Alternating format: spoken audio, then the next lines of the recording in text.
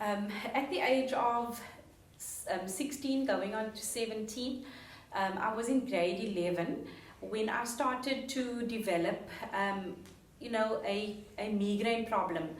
At the time when I would sit in class on any given school day, I would find that at the end of the school day I would have what they would refer to as strained eyes, because my eyes would become very teary, and after a long day things would become blurry, and I started becoming very concerned about the fact that I noted this problem. Initially I didn't first tell my parents first off, but as I saw the problem getting worse, I realized that I needed to say something. So I told my mom and dad what has been happening.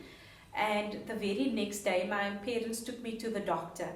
After explaining to the doctor all of my symptoms, he then diagnosed me to have a chronic migraine problem. The doctor put it down to it was stress related, coming closer to the examination time. And when we walked away from the doctor's surgery, I won't forget sharing with my parents and saying to them that I find this very hard to understand why the doctor would say this is stress related. I wasn't the brightest student in the class, but I was above average. So, his reasons for why I'm having a chronic migraine problem really didn't make a lot of sense at the time.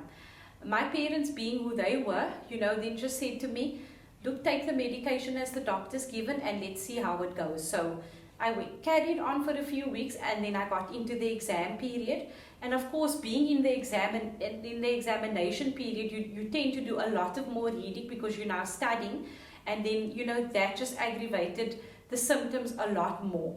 So I started becoming very worried and very anxious about it.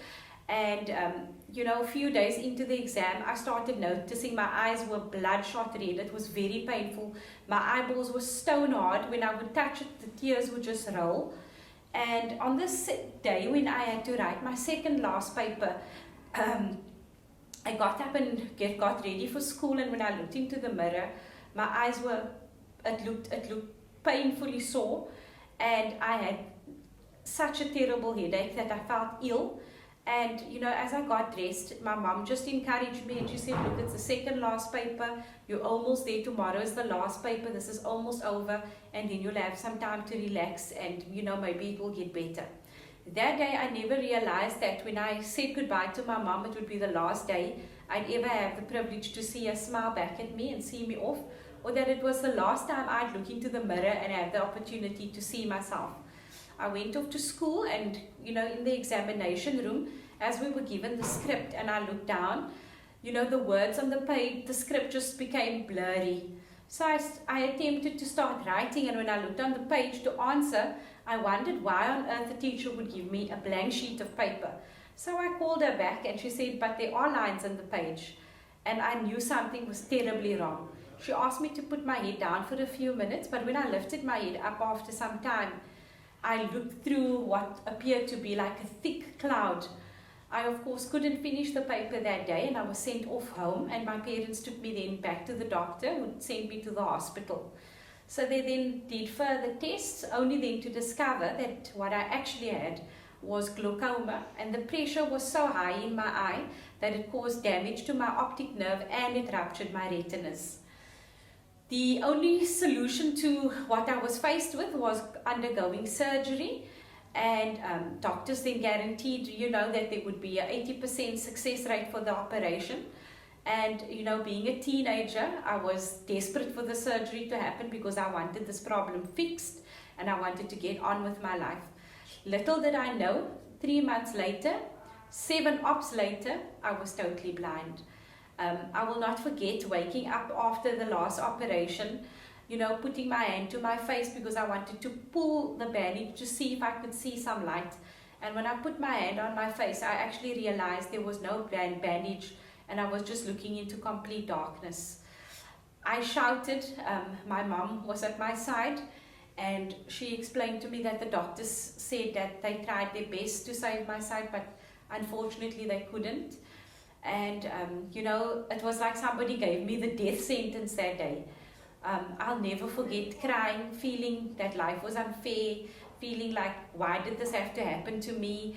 Why now? I had many questions, and I questioned God, I questioned my family. I asked my parents why life was so unfair. Why did it have to happen now?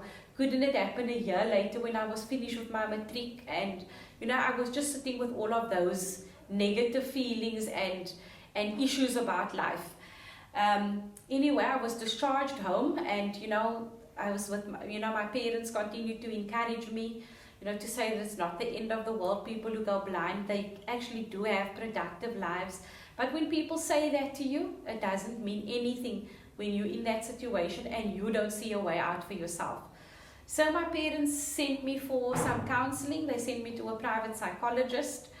Eventually the psychologist sent me to a psychiatrist because I was just not coping with the fact that I lost my sight. I was extremely depressed. I tried to commit suicide. I didn't see a future for myself.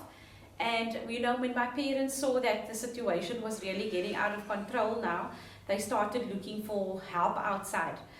The once retinal specialist, they told my parents about an operation that could be done in Belgium, which would cost us thousands and thousands of rands, and they were exploring that as a possibility so that I could just get, even if it was 10% of my sight back. That led us to engagements with people like the likes of Dr. Alan Busak, and when we first went to see him, he agreed to help my family to fundraise for the surgery, but at the same time he told us about LOFOB and that this place existed, and there is help out there for people who are blind.